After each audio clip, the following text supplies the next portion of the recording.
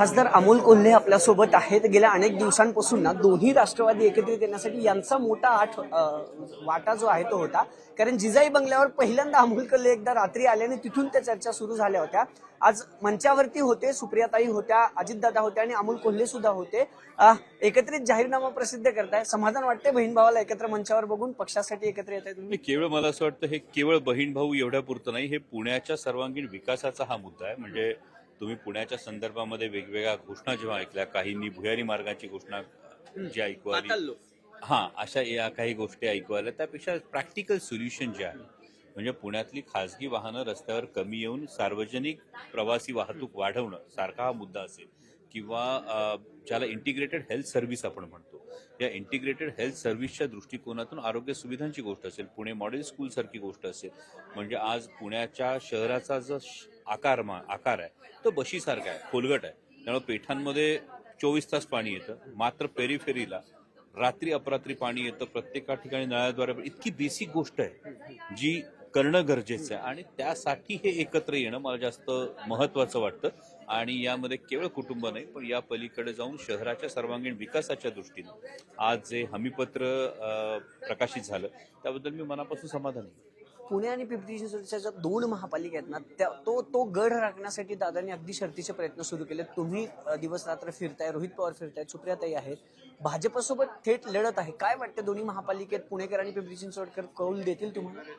तर नक्कीच पुणेकर आणि पिंपरी चिंचवडकर हे नक्कीच कौल देतील. कालही पिंपरी चिंचवडच्या बाबतीत जर बोलायला गेलं तर पिंपरी चिंचवडच्या स्थानिक नेतृत्वाची भाषा ज्या पद्धतीने घसरली आहे ती पाहता पिंपरी चिंचवडकरांना कळून चुकलेलं आहे की कदाचित जी पराभवाची धास्ती दिसायला लागली त्यामुळे कदाचित भाषा घसरलेली असू शकते, असं सर्वसामान्य पिंपरी चिंचवडकर बोलतं.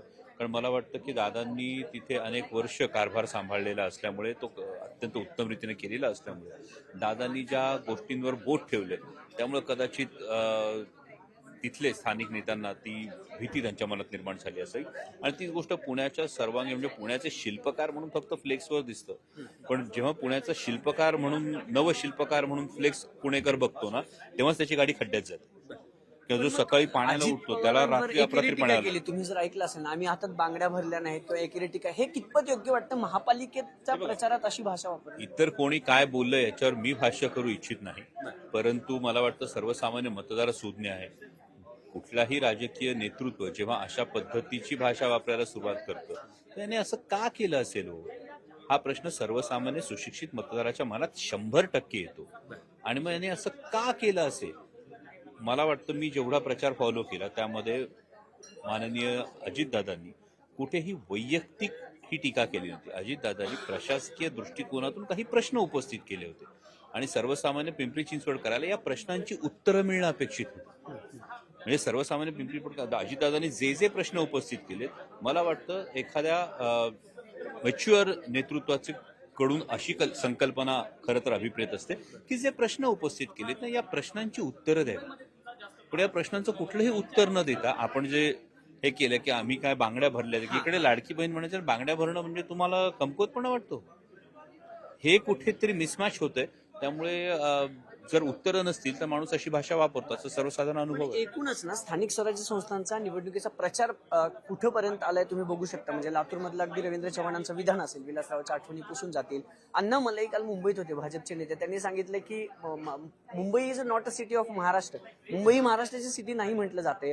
दुसरीकडे महापौर पदावरून हिंदू बसेल, मुस्लिम असेल जर ठाकरे निवडून आले. हा सगळा जो प्रचार आहे, एक सुशिक्षित नेतृत्व म्हणून तुमच्याकडे बघितलं जातं, अभिनेते होतात, नेते आहात. काय वाटतं की हा प्रचार अगदी म्हणजे वेगळ्या स्तरावरती चाललाय? म्हणजे महत्वाचं म्हणजे शहराच्या ज्या निवडणुका होतात, स्थानिक स्वराज्य संस्थांच्या ज्या निवडणुका होतात, ज्याला अगदी आपण बेसिक गोष्टीत म्हणतो, तर वॉटर मीटर गटर इथून ती सुरुवात होते. सर्वसामान्य नागरिकांच्या काय समस्या आहेत, सर्वसामान्य नागरिकांच्या काय अडचणी आहेत, त्याला तुम्ही कशी उत्तरं देणार हे जास्त महत्वाचं आहे. आणि ते सोडून जेव्हा प्रचार भरकटतो तेव्हा कुठेतरी मूळ विषयांना बगल देण्याचा प्रयत्न होतोय की काय, हा प्रश्न पडतो.